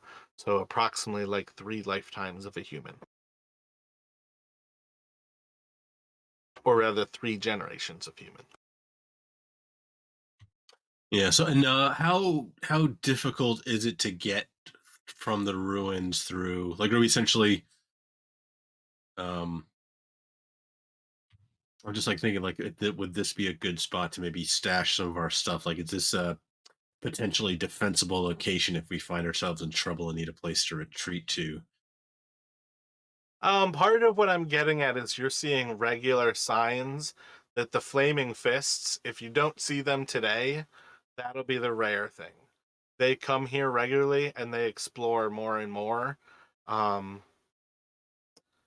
it's just so weird the way it's like presented in the book. Mesro is a single paragraph, and it basically says there's nothing to be found here except for signs that the flaming fists come here regularly. Um, so it's a really weird idea. Could you stash stuff here? Yes. Is it safe? Probably not. Um, for everything that this place is, it's interesting. It should be intriguing. You should find signs that it is like an ancient destroyed civilization, and it was kind of like the high society of an ancient world. But at the same time, it's everything that is kind of wrong with Jarek's world, where this is just a sign of basically the Flaming Fists just looting and pillaging what was never theirs. Yeah, like, and again, you're right. Like, I imagine, like, this is the kind of place that Island would have a field day at. He'd probably be like mapping all the ruins and all that sort of stuff. But It would almost be he wants to cry just as much as he would have fun, though, because every single time you find like a mosaic that looks pretty, it's going to be predominantly like destroyed by somebody who came over with a hammer and broke down a wall so they could take the tiles. gotcha. Okay. Like when they say Mesro has been looted and destroyed by the flame, like looted by the flaming fist, it says like entirely. Um, and it's kind of the weird aspect of they're still coming back to it, but it says they've entirely looted it. And I feel like that's kind of the thing where it almost strikes me like at this point, they're like, these are stones that we can't find anymore. So they're starting to take the stones as like flagstones to like build new structures. That's actually kind of the point where I don't see those towers having like roofs in this map that the person made. Um, is because those roofs look, like a precious metal, and I feel like those would be gone here. But this place is supposed to look like some of the worst, like pillaged ruins, that we would find around our own world. Like, what is it like? I think it was like early 1900s when we were doing quote unquote archaeology. It was much more very rich people who were adventurous and interested in history, going places and collecting as much as they could. They weren't recording it, they were stealing it. Right. Right. I mean, I guess. I mean, one thing is if we decide we need to find the flaming fists, this might be a place where we could find them more easily than not. But yeah, like you said, pretty anticlimactic. So I think I have to confirm because I think Fort Castigliar is the other flaming fist fort in this region. But part of what is kind of the takeaway is that the flaming fists, like Fort Balerion is their answer to Port Nine Zaru. Fort Castigliar is their answer to having found Mesro, and that's like why that fort exists here. So Mesro is a good place to find them, and perhaps have the advantage of them not being prepared. Whereas, like, if you're on this side of the continent or this side of the peninsula, you 100% know that at any given time, you're 2, 3 days travel from Fort Castigliar. Right. Right.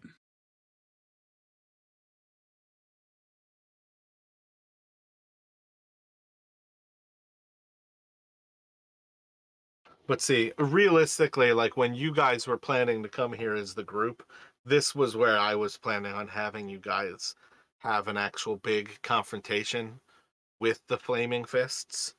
Um, and that's kind of like where I changed everything up when they started to cancel, was I didn't want to like force an encounter with the Flaming Fists when it would just be two of you, because that's kind of what Mesro comes down to, is like you go there and that's kind of the result, is just that you find the Flaming Fists and they effectively are either going to kind of go to war with you or um force you to pay for their damn it, I want to say indulgences, but it's their little like charter to explore Chult. Yeah. Okay. Yeah, I can see like Jarek and I guess maybe Island 2 like seeing the sort of destruction and devastation of the Flaming Fist is like wanting to maybe get some revenge, so like almost like setting an ambush and waiting for the first like group of Flaming Fists to come back and just I don't know how Echo would feel about that, but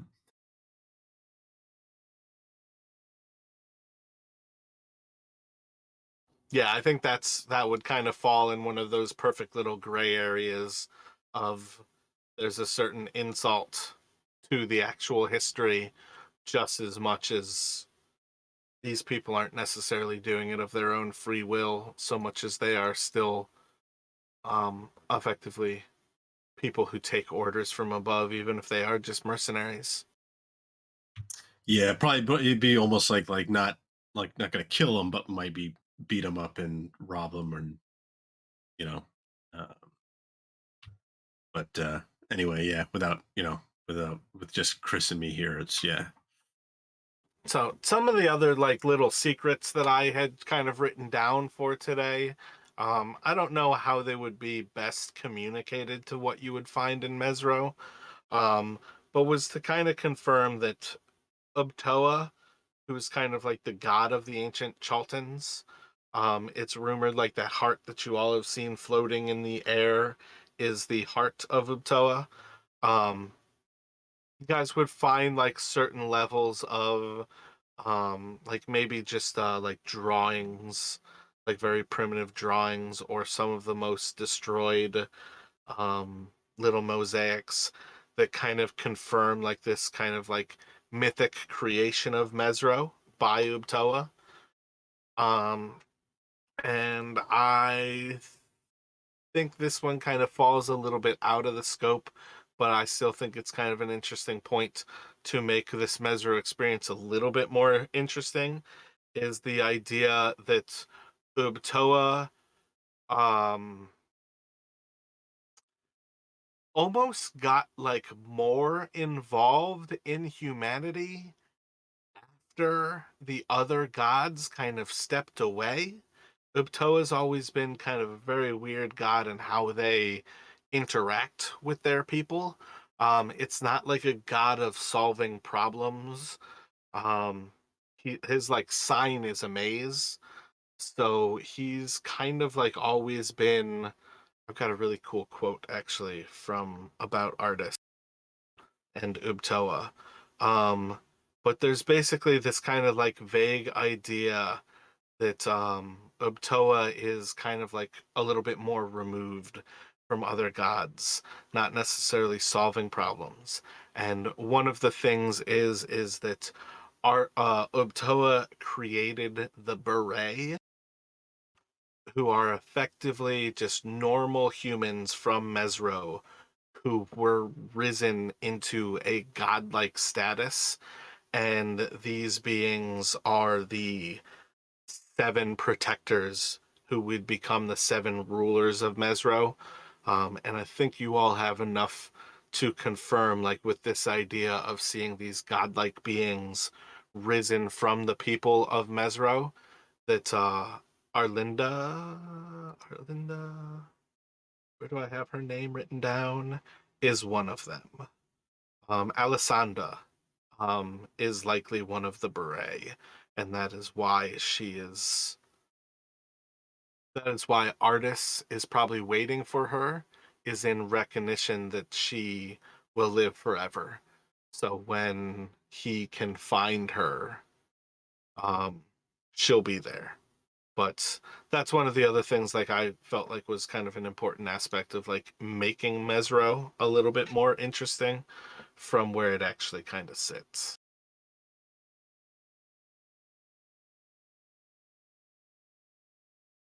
Gotcha. Okay. Yeah, that makes. I mean, that explains a little bit about why he's still searching for her. So, like, he's not entirely just deluded. Like, there's a reason that she might have actually survived this fall. She's more than, you know, just a normal human. Yeah, yeah. Effectively, like they were made immortal.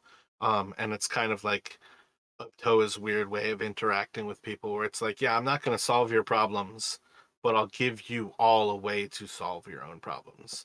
But this is the actual quote of like Ubtoa talking to artists. Again, this is all kind of stuff where I think this is more like knowledge for you all, the players, to make it a little bit more interesting than necessarily that your characters have anything to find in Mesro.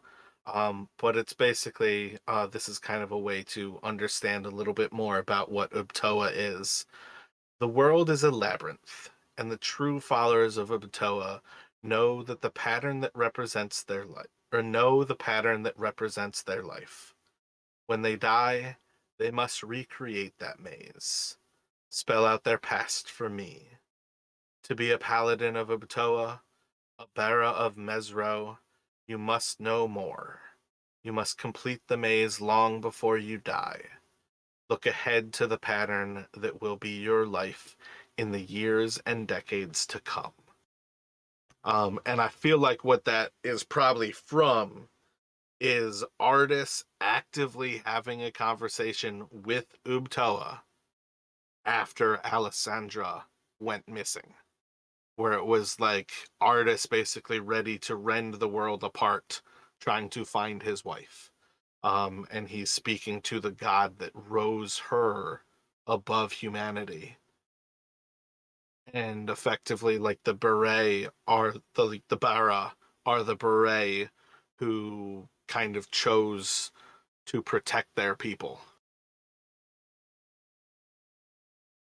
And it has left Mesro in ruins. But I think that's kind of one of the like takeaways is there's not like mass graves in this place. The people disappeared. And I think that's kind of like a takeaway, almost like what we understand happened to the Aztecs, where the Aztec like civilization was well above kind of the technology of the world about it. And all of a sudden, like archaeological records, the Aztecs like disappeared overnight. And I think that's kind of what like Mesro is meant to be, or the inspiration for Mesro within Chalt, is it's like these ancient, very powerful, high civilization that just disappeared. Okay. Yeah. No, that's cool. Yeah.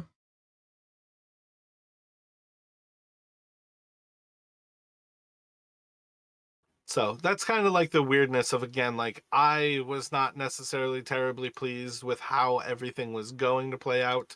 So I was going to turn it into a big battle with the flaming fists. I'm curious um, how much more you guys want to kind of go into things. I didn't want to just draw it out across like a big travel and just avoid this. But I'm kind of curious if the two of you have any thoughts about where you might start to see these next kind of motions. You have Kir Sabal from um, Nephyr to the south of you all. You could go up to Fort Castigliar and potentially actually get a ship and book passage back to Fort Balarian and travel to Port Nyanzaru from there. But you're in kind of one of those positions where traveling down Orlung will take you towards the Peaks of Flame and kind of central Chalt, also where you saw that floating heart. I feel like there's a certain level of we're kind of in that vague area of Mesro was definitely a stopping point, but I feel like you guys are still kind of in the middle of what you're really looking to do is still explore more and kind of find more answers. But when you get to Mesro, that's not really the place to find them.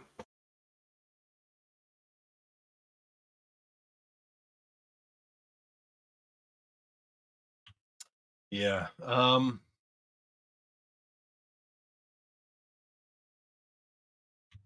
I think Jarek would be. I mean, we could kind of head back south again with the idea that we might, try to get to Kir Sabal and then, have the visit with Nephyr, um, see the ritual, and then kind of strike into kind of like the center of Chult again, because um, I mean he'd probably be just as well trying to avoid the flaming fist. Um, Crystal, I don't know what do you think, or what would Taryn think about kind of next steps?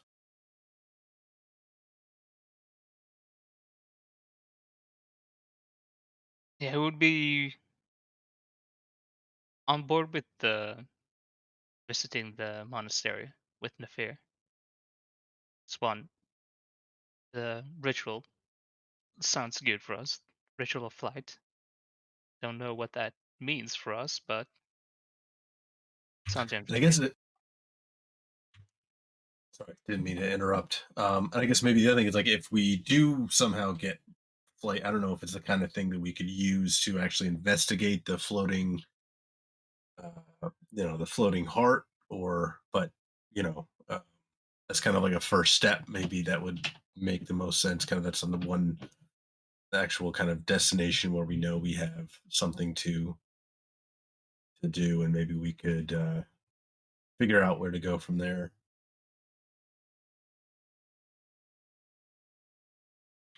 Monastery, I mean. So, bam. Oh, I just found what I was looking for. Um, yeah, I mean, if you all start to progress down Orlung, and actually continue forward towards Kir Sabal, I think that's probably kind of the clearest example of where you have threads still leading you.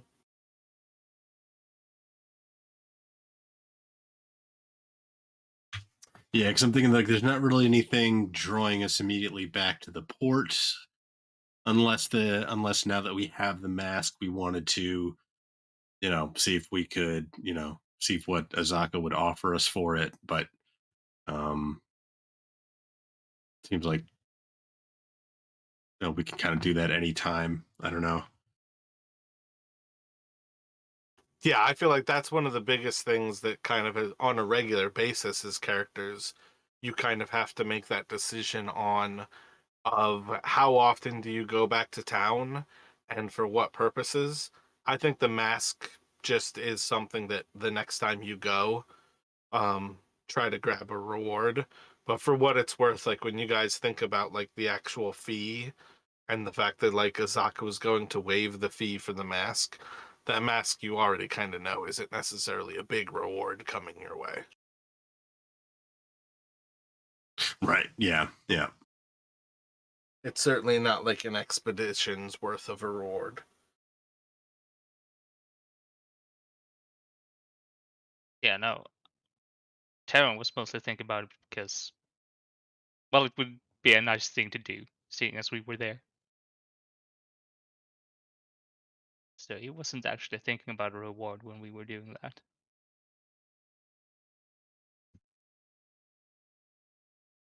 Yeah, possibly like Lev traded for information or something. If she, if we just, we need to try and learn something that she might know that we don't. But other than that, yeah.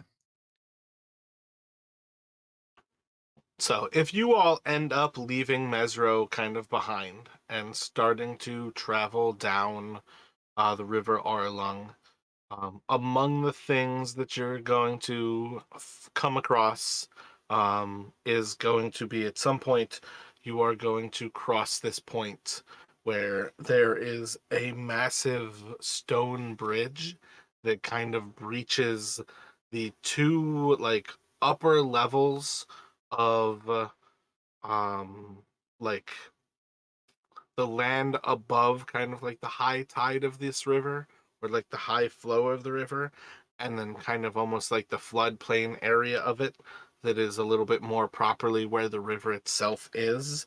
And you're going to see this massive stone bridge. And feel like with Echo with the group, it shouldn't be too surprising to recognize it, as she will probably have long ago been able to translate to you all that the Ataz is basically the Chalton word for bridge. But effectively, one of the first things of note you were going to cross is the Ataz Muhaha. And when you all get close, you are going to get a sense for how it was named. Um, I can't think of the name of it. The transliteration, I feel like, is when a word sounds like what it like reads like. But when you all get close, this stone structure is going to be covered in monkeys, and they are cackling. So you're going to very quickly recognize this is like Laughing Bridge is kind of what it's named, and it's because it is covered like this is like a monkey kind of territory, and they are cackling monkeys effectively. Well, that is an aptly named place then, the Laughing Bridge. Oh,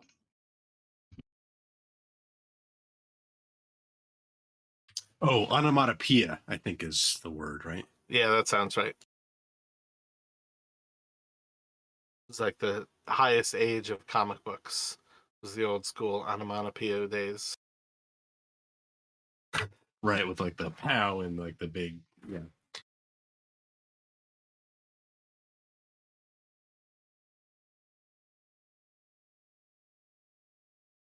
Is the bridge something that looks like we actually need to cross?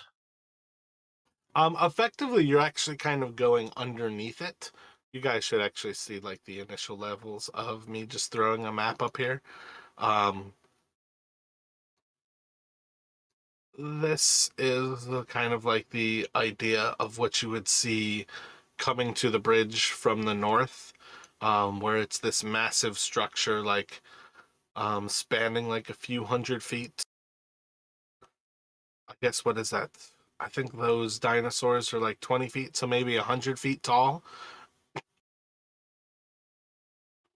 And it's just covered in these monkey kind of glyphs and things.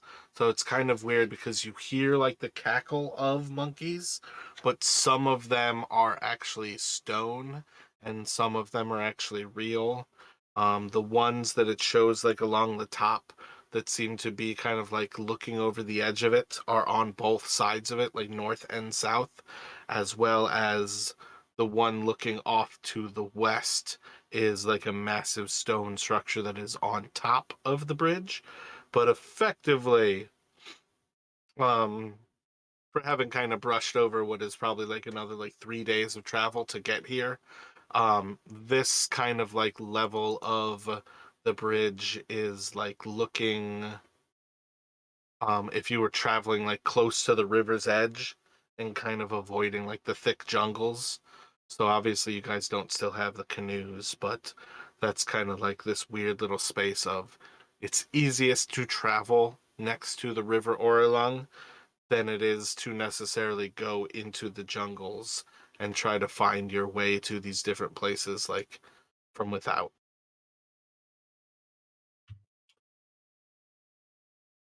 Yeah, so if we're going to be crossing underneath it, Jarek's just going to suggest like keep your eyes open. Monkeys like to throw things, so just kind of maybe keep your eyes peeled to the sky.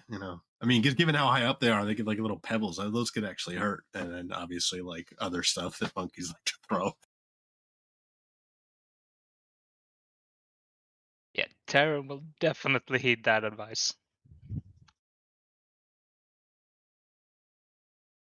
Gotcha. So you guys think you would just continue to kind of pass below and try to essentially move past as fast as possible, kind of thing, right?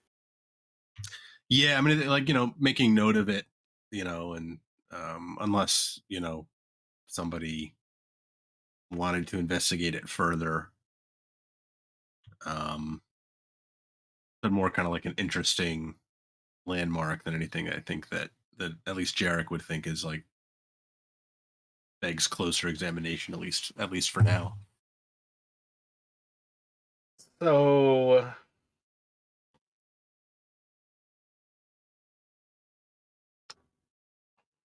this is the weird aspect of I feel like it would steal Island away to say this, but I'm still tempted. I feel like this is kind of one of the benefits of having Eku and almost the way she would treat this idea of you guys aren't ready for Omu, but perhaps like you need to learn these lessons. Um, so I feel like among kind of the things you all have kind of started to figure out here is um Toa is effectively kind of like a primordial god, a little bit more of one of the like first beings of Aber, more than like one of the kind of traditional gods. Um, so almost like before giants and before dragons, but not necessarily kind of like the high, like formless gods. But part of how Obtoa kind of interacted with the people was often through avatars, and these are kind of the trickster gods that basically all like in kind of Chalton myth died in Omu. So you all have already met or experienced Nang Nang, and that was the god of the grungs that you all would have kind of like experienced in Dungerlung. And I think passing under the bridge here, who would probably point out that the central monkey that is staring off to the west is another avatar of Uptoa, and that is Wango.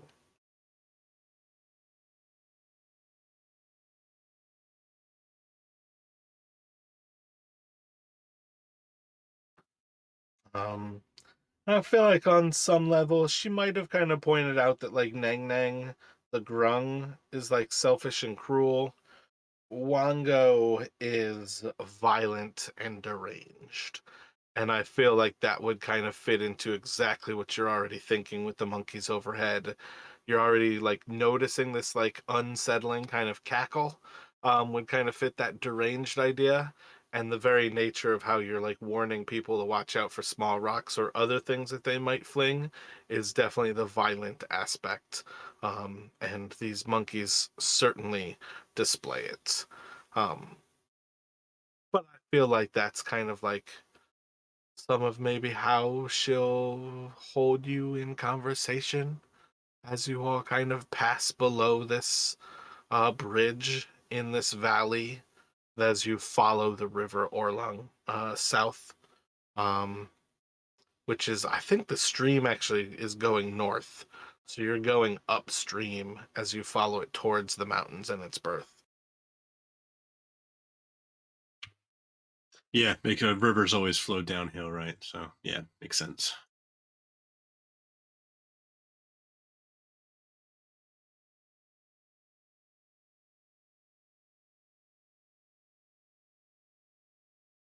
So I Sorry. think the go ahead.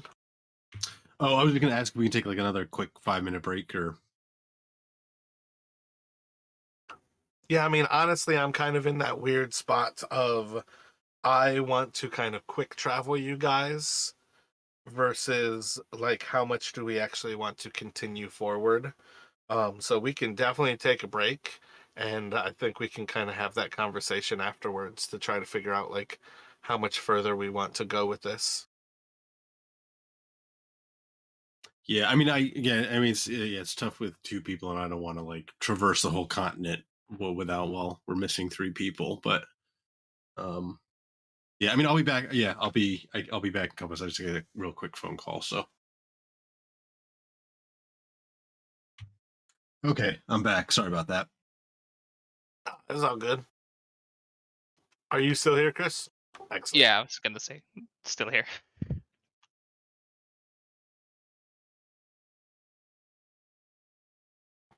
Yeah, so I don't, I don't want to just throw random encounters at you guys that like just kind of waste time. But I also don't necessarily want to go too deep into Kir Sabal. So I'm kind of just thinking like, what do you guys have in mind as to that? Like, is there other thoughts that you have going on for kind of anything in relation to what we've been doing? Kind of where are you at here?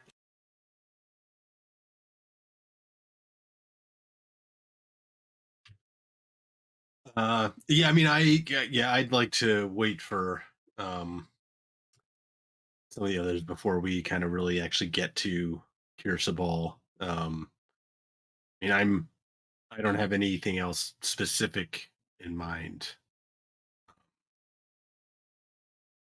So, I mean, I'm okay with kind of um having kind of like an early end tonight, unless there was anything else, Chris, for you. No, I'm also fine with an early end because like I said I also rather have more people getting as we get there. Sadly enough, if we get there next week, I am not gonna be able to be there.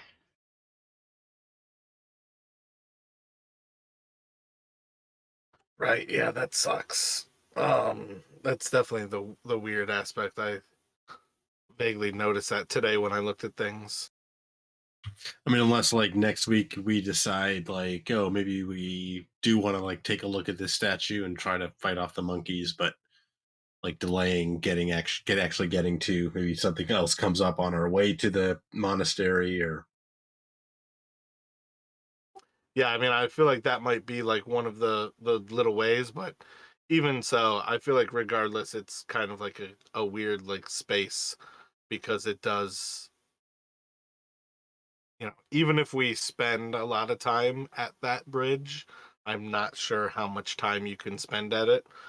It is pretty close to Mesro, where it's like a few paragraphs, I think. I think it's like two paragraphs. gotcha. Okay. It's again like we're in that kind of like weird space of a lot of these areas are just like a bunch of small little places that are meant to like lighten how heavy like this campaign can be. And it's because like again like part of this like section is really that adventuring groups will tend to be just blindly investigating.